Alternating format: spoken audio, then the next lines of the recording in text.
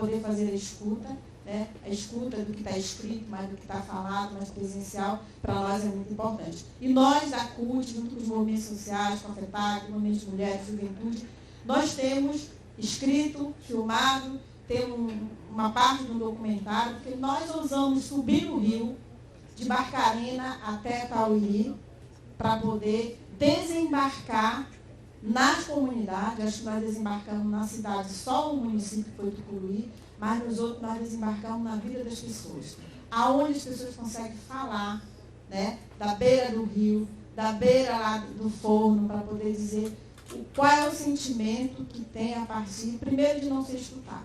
E a consulta prévia é uma ferramenta, é um instrumento que nós queremos utilizar. Ela não resolve tudo, mas ela sinaliza, primeiro, tira da invisibilidade nós, os nossos quilombos, o nosso território, os nossos peixes, as nossas águas, para a gente seguir firme na luta. Sei que, principalmente o professor Edir, o professor Doriés, tem acompanhado no Baixo Tocantins, arregimentado força com a gente, e a gente espraiando. E quando a gente ousou fazer isso, a gente se conectou com a turma de cima, que a gente diz, a montante e a jusante. Nós descobrimos que cada um sabe um pouco, cada um sofre de um pedaço. Quando a gente junta, não só o sofrimento, mas a gente junta a resistência, a gente junta o processo de formação para que a gente possa avançar. E com certeza nós vamos resistir para poder produzir ferramentas de luta, ferramentas inclusive de reconhecimento dos povos do nosso território.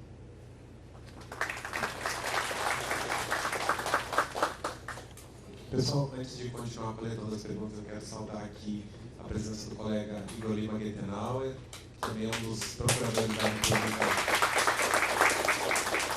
que tem atribuição sobre o caso, que também conduz uma das investigações que a gente está conduzindo. Agradecer a presença, sobretudo que o Igor voltou hoje de Barcarena, estava lá apresentando a nossa posição institucional em relação aos licenciamentos que incidem sobre o território do Conde, sobre o Distrito Industrial de Barcarena, posição contrária do Ministério Público Federal a esses licenciamentos. Então, agradecer o esforço pessoal do colega que estava cumprindo uma agenda em Barcarena, que chegou a tempo ainda de nos contemplar aqui com a sua presença e com a sua atuação. Obrigado, Igor, pela presença. Podemos continuar. Bem, sou Paulo Feitosa, do Instituto dos Ribeirinhos do Pará, já me apresentei antes. Eu não vou repetir aqui o que foi dito das violações de direitos que estão sendo praticados com o projeto da hidrovia Guaiá-Tocantins, né? A 8169 está sendo totalmente desrespeitada. A gente está vendo aí a posição das autoridades, dos cientistas quanto a essa questão, né? A inconsistência na avaliação dos impactos dentro do projeto, que são muitas inconsistências, né? Inclusive, os cientistas que falaram aí não tiveram nem tempo para falar todos, porque não dá para falar, são muitos, né? Então, essa violação de direitos e territorial das populações tradicionais e originárias, elas vêm se repetindo ao longo dos anos em todos os grandes projetos que são implantados aqui na região da Amazônia e principalmente aqui na região tocantina, no Alto e Baixo do Tocantins, a partir da barragem de Tucuruí, a hidrelétrica do Xingu, os grandes projetos implantados em Barcarena. O doutor estava lá em Barcarena agora, o que a gente considera uma grande violação de direitos que estão fazendo, querendo implantar uma usina de gás lá, que não corresponde com as expectativas da população, é apenas uma expectativa comercial, a gente sabe disso. Então, a situação, a mesma coisa se repete na hidrovia. Então, o que eu queria falar aqui, referente a isso, doutores, Ministério Público Federal, é que se possa fazer, se solicitar, o Ministério Público, quem sabe, possa recomendar um redimensionamento desses projetos, né? Haja vista que é um pouco difícil de se parar isso. Se parar é melhor, mas se não parar, pelo menos o redimensionamento desses projetos, para que as coisas possam ocorrer de maneira diferenciada, que as escutas possam ser feitas, que possam ter estudos socioeconômicos para saber quantas famílias existem realmente às margens do Rio Tocantins que vão ser impactadas, porque, de acordo com o estudo deles, em torno de 6 mil, e nós avaliamos aí em torno de 120 mil. Então, é uma coisa, um disparate um negócio desse, né? Então, Essas questões todas eu acho que tem que ser avaliada, o Ministério Público tem realmente que entrar com uma ação que possa corresponder com a expectativa da população da nossa região. Certo? Nós, através do Instituto Giverino do Pará, nós solicitamos ao Ministério Público Federal que sejam efetuadas 2 audiências públicas no Baixo Tocantins, uma em Cametá e outra em Barcarena. E nós esperamos ser atendidos com isso. Certo? Muito obrigado aí, professor.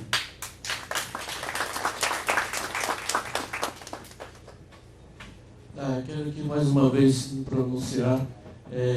Eu sou aderino lá do número do Juru, Baixo Tocantins, né? E como o tempo é curto, eu conversei com o doutor Felício e eu gostaria que você me atendesse, pode ser amanhã ou depois, uma agenda, porque são tantas demandas que a gente tem, mas eu queria só citar uma situação, por exemplo, que a gente fez, eu venho de uma oficina hoje, que a gente estava esses dias debruçando sobre a questão do nosso líquido precioso. Estou vendo que aqui nós já consumimos bastante água, né?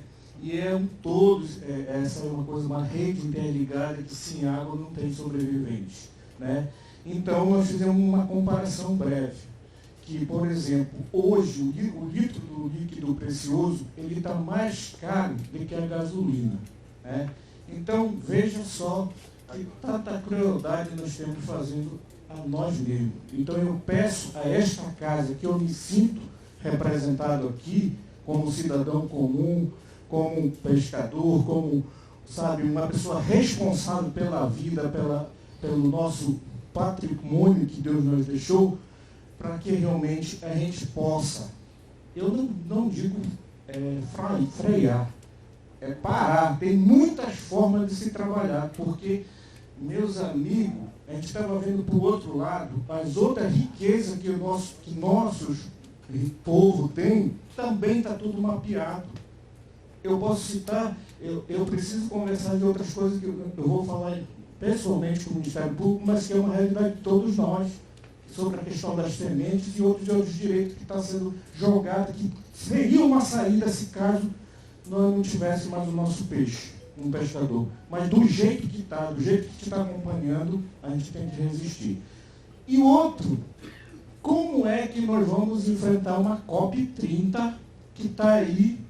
Para mim é vergonhoso que no Brasil fazer um destaque desse com uma realidade desse povo sendo massacrado. Então, muito obrigado.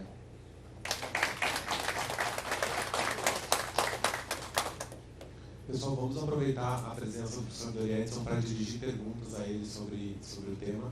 A gente, como dissemos, a gente sabe a importância e a necessidade mesmo do desabafo pessoal sobre todas essas questões, mas é importante a gente aproveitar aqui todo o conhecimento e expertise técnica do professor, dos estudos que ele desenvolve, para que a gente possa contemplar de fato os objetivos do seminário técnico. Eu vou falar um pouco breve, eu já me apresentei, eu sou o Dr. Ivan Couteiro. Eu advogo já há muitos anos, principalmente nessa região do Baixo Tocantins. Muito obrigado pela sua presença aqui. E a minha formação praticamente é como militar, como marinha, sou oficial da marinha. E devido a essa formação, me aproximei muito dessa parte de regulamento, fiz regulamento no município, que é o único município de Belém que tem regulamento de transporte fluvial aqui na Amazônia, que nós fizemos festival. Eu acho que quando a gente tem que fazer perguntas, para quem interessa esse desenvolvimento? Quem é que está colocando esse projeto? Isso eu quero saber. Falo que não é um, que não é outro, ninguém está interessado, mas quem está provocando esse projeto? É a questão política? São os senadores? É o presidente? A gente não sabe. Se daqui está colocado, como o próprio professor falou, que não tem condições, então tem que acabar com esse projeto, não pode nem ser levado à discussão. Aí, por aí está o Ministério Público que pode ser presente nisso. Eu tenho vários processos contra as empresas embarcadas que eu advogo muito lá, todas aqui me conhecem.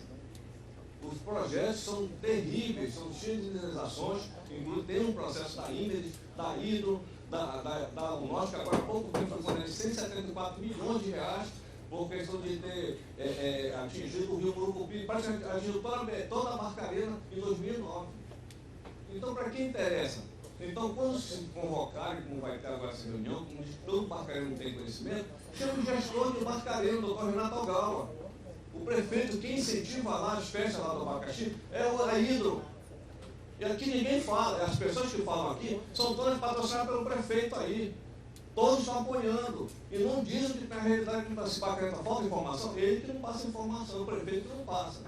Há poucos dias nós recebemos uma informação que tem um pessoal morador lá do Rio Murucupi que está sendo despejado. Quem era o dono da terra? A Hidro. Então o prefeito estava lá reunido com a Hidro, nós conseguimos, graças a Deus, a justiça lá, conseguimos bater, eliminar e colocamos o pessoal dentro da terra. Então, pessoal, nós temos que explicar o que está acontecendo. Eu acho que falta informação. As pessoas falam, quando fizer essa reunião lá, dia 21, chama o gestor de Barcarena, o deputado que é o local de lá para vir lá reclamar. Para quem está favorável ao desenvolvimento, ao povo de Barcarena. Eu quero ouvir a palavra que eu não vejo. Convocam tanta gente, o prefeito não vai lá. Então, estão falando aqui que são contra o projeto, mas o prefeito é a favor do projeto. É apoiado para esse projeto que está aí. Então, eu queria que mostrasse, viu, procurador? Eu até marquei a audiência com o doutor Felipe para ver essa questão mesmo, porque o povo está sofrendo em Barcarena, com falta de tudo. E os projetos estão corretos. O gasoduto foi colocado agora. Quem é o dono do projeto do gasoduto? É o Fred Ribeiro. O ex-senador que está lá no projeto. Todos apoiando o prefeito de lá. Então, como é que a gente vai discutir desenvolvimento, o ribeirinho, quando o projeto do próprio prefeito é contra o ribeirinho? Eles não estão entendendo aqui. Pessoas falam de informação, mas que informação que o próprio prefeito não deixa informação. Então eu pediria, procurador, se tiver essa audiência, já que o Barcarena quer participar, que é a região metropolitana, que participasse desse evento agora 21 e 24. Que lá vão fazer pergunta para ele direto. A gente não encontra. Então seria bom que ele explicasse o povo, quem está favorável a esse projeto, que já se viu por explicações aqui, não vale a pena. Vão trabalhar contra os moradores, contra os ribeirinhos, contra os quilombolas, e para eles terem uma solução que ele está promovendo esse projeto, porque se ninguém é favorável, por que esse projeto está em pauta? Essa é a minha indagação e minha pergunta aqui para todos, sabe? Então, muito obrigado.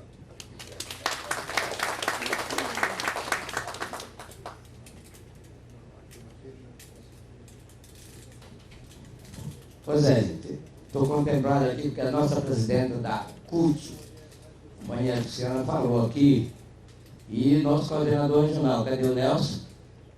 Pois é. Gente, a minha fala aqui, por último, é, primeiro, com toda a honra, eu não tenho que perguntar ao Doriedes, nenhuma pergunta, tenho que agradecer, viu, doutor? Aí pela sua fala, porque nos contemplou, nós aqui do Baixo Tocantins, principalmente, porque nós não podemos aceitar uma situação dessa. E a nossa companheira, a presidente da CUT, colocou aqui, sobre a jornada que foi feita no Rio Tocantins. Tem a companheira Carmen, que não está aqui, mas uma companheira que lutou muito aqui, estou vendo aqui a jornada, muitas quilombolas. Nós fizemos esse processo todinho, justamente para conhecer realmente de perto o projeto, conhecer realmente essa gravidade.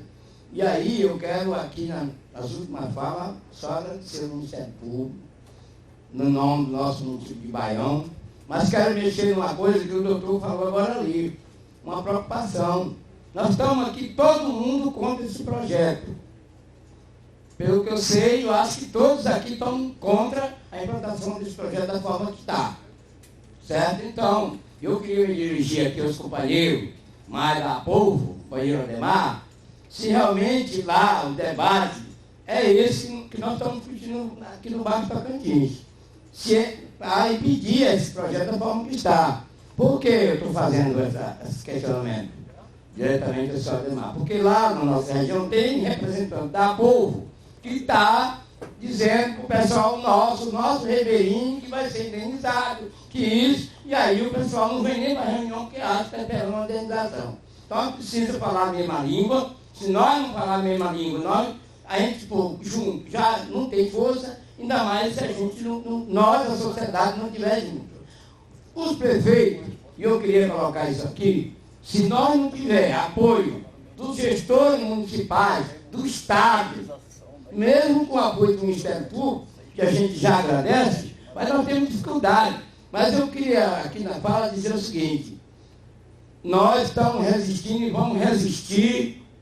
Queremos agradecer aos professores aí, vamos resistir. Se for preciso, nós vamos trazer o Lula. Nós vamos trazer o Lula aqui para impedir esse projeto. Porque o Estado precisa ouvir a gente.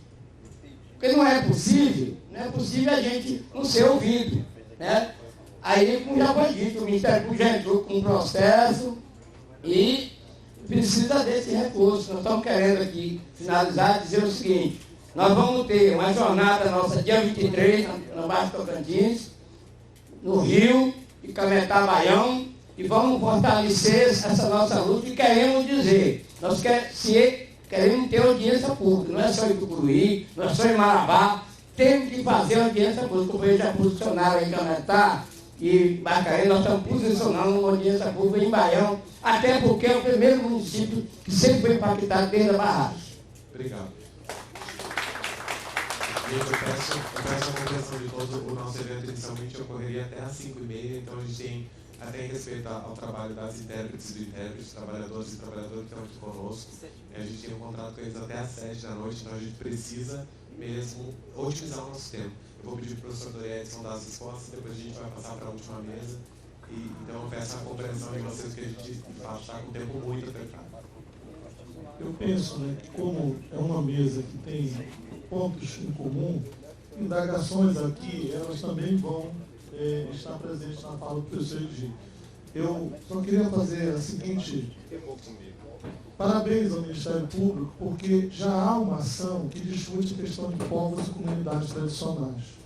Então, por exemplo, o afetar os povos e comunidades tradicionais, você tem que ver o que é que afeta de forma direta e o que é que afeta de forma indireta. As regiões do Baixo Tocantins, eu confesso que subindo ali para Baião, eu não tenho, até Tucuruí eu não conheço, depois subindo o Rio não.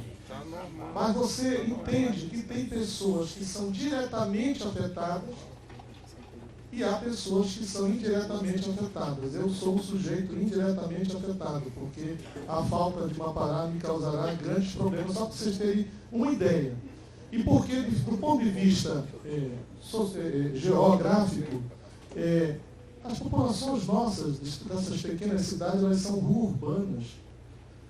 É um rural com urbano, assim, que, entendeu? Então afeta. O segundo é que, de fato, esses impactos já vêm ocorrendo, por exemplo, ali por Baião. A jornalista Tiffany Williams, não sei se eu falei o nome dela direitinho, ela me mostrava alguns dados de como a entrada do milho plantado ali por perto de Baião vem já avançando. Quer dizer, como é que uma pretensa hidrovia já em processo, ela já vai criando as condições para novas produções, novas realidades na região. Isso precisa ser considerado. E há, de fato, um conjunto de pesquisas aí que podem nos evidenciar mais ainda. Por exemplo, a professora Kelly Garbosa, do Campos de Cametá, estudando o Mapará, ela mostra, por exemplo, que há um novo tipo de Mapará que não é o Hippopotamus marginatus, é um outro. Por que é um outro?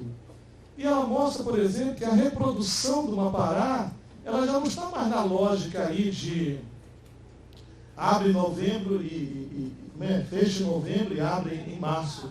Ele já está com uma outra lógica produtiva. Então as pesquisas vão consubstanciar mais as nossas questões. No mais, eu creio que o evento está excelente, parabéns, e as indagações elas vão continuar. São processos as perguntas, tá bom? Obrigado. Muito obrigado, professor Edson. Passamos de imediato, então, à última mesa, que se chama o Projeto da Hidrovia Araguaia-Tocantins e os Direitos Territoriais das Comunidades Tradicionais da Amazônia Tocantina. Professor Edir Augusto Dias, obrigado pela sua presença. É professor adjunto da UFPA Campus Cametá, doutor em Geografia pela Universidade Federal Fluminense, pesquisa com comunidades ribeirinhas e quilombolas do Baixo Tocantins. O senhor tem a palavra, se possível, pelo tempo de 20 a 30 minutos. Então, boa tarde a todos. Eu peço que coloque a minha apresentação nesse slide. Espero que esteja disponível aí. Eu tinha passado para o outro rapaz. Bom, eu vou defender uma ideia, ou se vocês preferirem, um posicionamento parecido com o do professor Doriedson. A hidrovia, ela não é inevitável, como estão dizendo. Na verdade, é um projeto inviável. Não apenas socialmente, mas também economicamente e ambientalmente. A hidrovia é um projeto inviável. Não é como mantê-lo. Está gravado, eu não sei onde. onde foi que o Edson gravou, né? Eu não tenho pendrive, só não... Eu mandei por e-mail do Edson Fernandes. Ele deve ter gravado em alguma pasta aí. Então, essa ideia, para ganhar um pouquinho de tempo, essa ideia que eu vou defender aqui, ela vai mostrar a seguinte coisa, um dos argumentos importantes para isso. Eu vou tentar apresentar isso em 4 linhas de problematizações e depois eu vou apresentar alguns mapas e algumas imagens para tentar subsidiar o que eu vou apresentar. Mas, antes de tudo, é muito importante dizer isso. Nós, ribeirinhos, como eu sou, quilombolas, populações tradicionais da Amazônia Tocantina, né, seja lá desde Marabá até Barcarena, nós já somos atingidos pela hidrovia Araguaia-Tocantins. Nós já somos impactados por ela. Isso está super claro quando você tem a Cargill construindo um porto na Ilha do Capim. Isso está super claro, como eu vou mostrar para vocês, na aquisição de terras por empresas do Sul e do Sudeste, em Moju, Baião, Mocaju. Então, eu gostaria que vocês vissem a apresentação, não sei se... Peraí, só vou mandar.